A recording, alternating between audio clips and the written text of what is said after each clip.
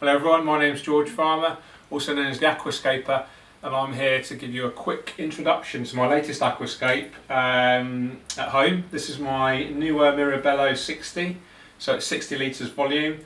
It comes supplied with built-in filtration at the back there, built-in heater which slots into the filtration unit, and also twin T5 lighting, which is really impressive. So there's like a Grow Lux spectrum, which is like a real pinky hue. And then there's 10,000 Kelvin, so that's great for making the greens and the blues pop. So yeah, impressive lighting, makes a difference to the usual LEDs that we see these days.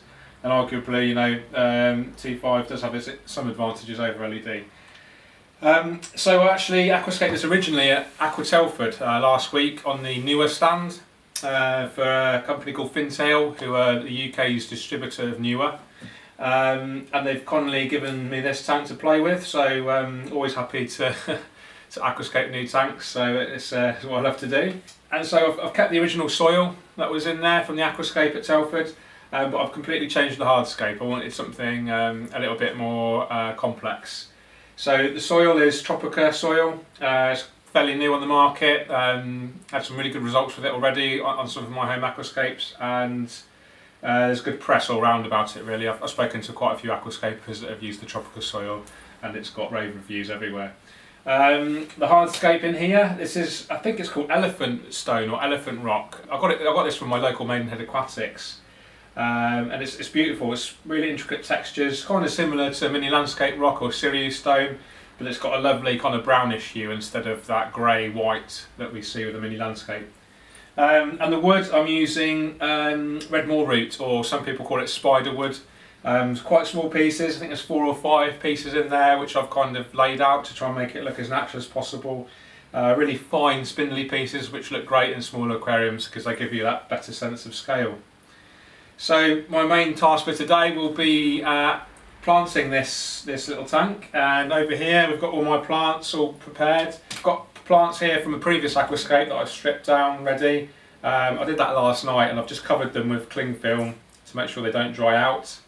And then we've got some tissue culture plants which I was given by Denelay again at the Aqua Trade Show, so I'll probably plan to use some of those in there. I've got far too many plants, to be honest, to aquascape this. It's quite a small tank, so I want to use quite small textures. There's quite potentially big crypts in here, so they probably wouldn't suit it. So I'll probably plant quite simply things like Eleocharis mini, which is great. This is a tissue culture version, obviously. You can see there's a nutrient-rich jelly there, which it's grown in. So I've got a few pots of that, which I'll plant around the foreground and maybe on the left-hand side as well.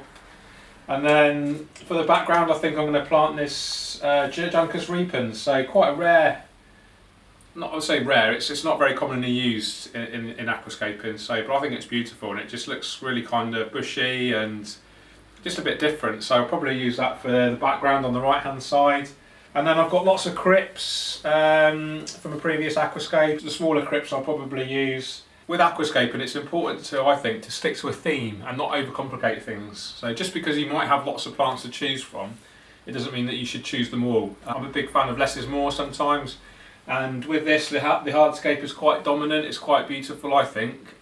So, you know, sometimes it's just nice to let the hardscape do the talking and not overwhelm it with plants. So that'll be today's plan. I'll do a quick video on the tank once it's been planted. It's just here temporarily at the moment in the middle of my living room, just because it's an easier workspace to use, but I will put it in the corner of the living room where the old tank used to be, which I've stripped down now. And that's it, guys, really. I'm really looking forward to planting. Planting, it does take a while. It's going to take me a few hours to get it right. I'll take my time, be patient, use appropriate tools. So I've got my UCAPS toolkit holder here.